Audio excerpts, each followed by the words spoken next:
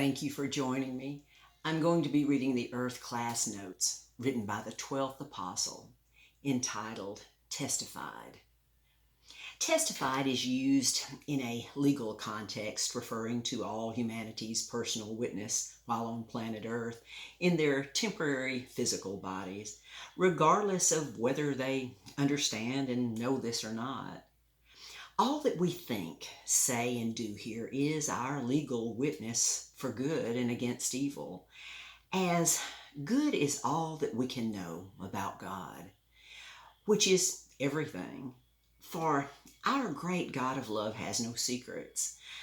He has no secrets from the honest human soul who wants to know the truth of everything. But evil is personal deception, of which there is plenty in this evil world age. But the brief extended time for this evil world age to end is about over, as I have explained all of the major subjects in these special Earth classes and how important it is for this proven truth to be your final testified testimony, here as your witness for our great God of goodness and love and against all evil deception. There is no avoiding our responsibility to testify the proven truth of every major subject here and now that is our privileged opportunity. It is sad to know that most angels know more truth in their limited souls than most unlimited human souls here. Especially now, through these special Earth classes, for angels never forget, never sleep, get tired, or feel pain, never have to eat, drink, or even breathe, and never produce body waste from their physical spirit bodies that are about the same size and shape as human bodies. I have proven and taught this truth many times as part of my responsible, testified testimony. Truth is easy to prove if you know and specifically understand it. But theory cannot be proven and must be accepted in blind faith. That is not a good testified testimony for any soul. Words have consequences, especially written words. Words matter.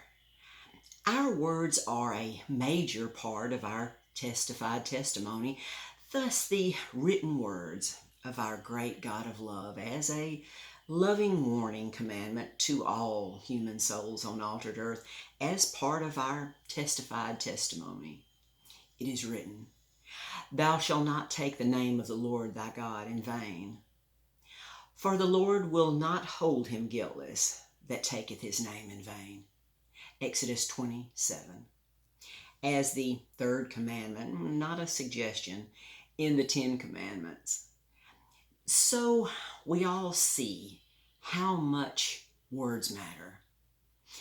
Testified is past tense, referring to what we all have testified on altered earth, which is all of our attitudes and actions as God's witnesses. Testify means all that we are and will testify in the very brief time that we have left to do so. Remember, the emphasis is on the quality of our testimony here and not the quantity, as Jesus taught so well in his illustrative parable of the workers of the vineyard. It is written, "So the last shall be first, and the first last. For many be called, but few chosen."